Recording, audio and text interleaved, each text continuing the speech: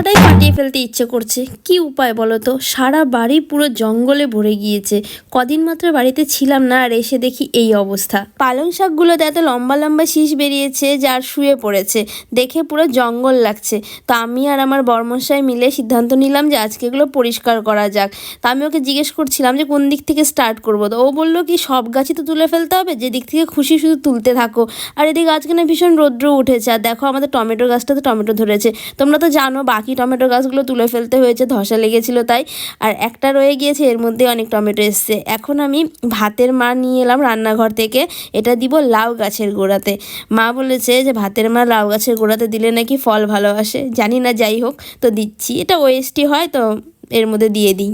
আর তোমাদেরকে তো বললাম আজকে ভীষণ রৌদ্র উঠেছে, তাকাতেই পারছিলাম না, আর আমি ঘেমে চড়ে পুরো শেষ। এরপর আবার ও বললো কি এই গাছে লাউ গাছে ছোট ছোট গুটিগুলো এসছে, এগুলোতে একটু বিষ স্প্রে করে দাও। এতদিন